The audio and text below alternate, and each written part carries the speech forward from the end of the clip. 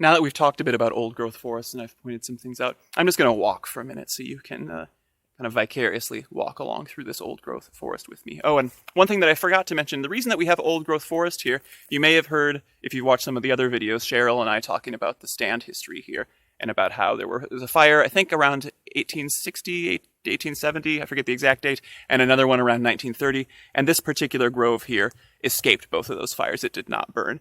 And I believe that some of the trees in this stand are up to 400 or 500 years old, to give you some idea of the age. Okay, let's walk around.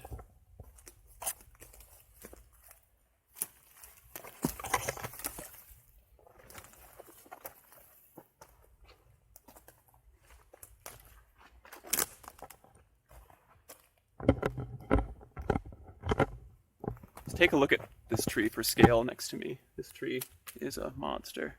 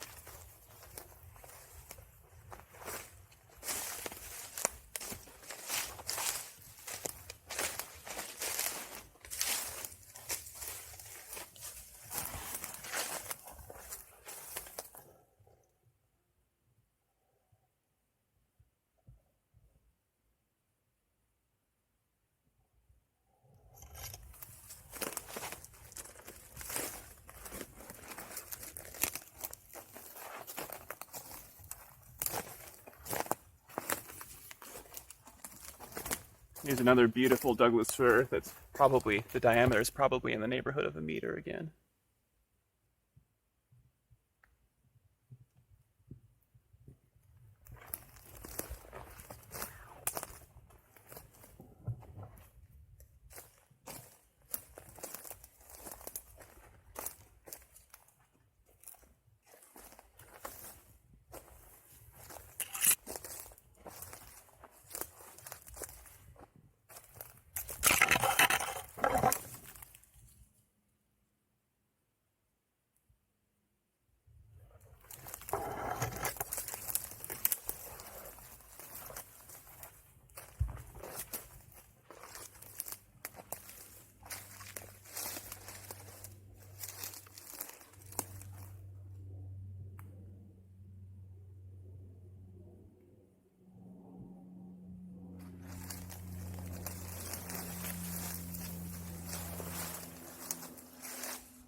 And here's an example of some of that fine scale disturbance that drives these gap dynamics. This tree, not quite sure. Wind is probably what eventually pushed it over. I don't know if it had some wind damage or some fungal rot or any other issues that weakened it. But regardless, this tree fell. When it did so, it created a gap in the canopy, and then that allowed more light down. That might be why I see, looking around here, there's about 5 western hemlocks that are maybe 5 or 6 meters tall, so they probably were able to take advantage of that gap, and that's what gives us this vertical diversification in this stand.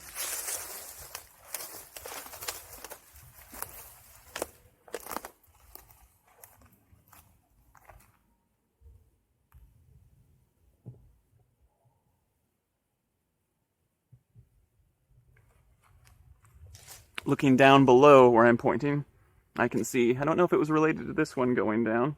It looks like they came from about the same spot.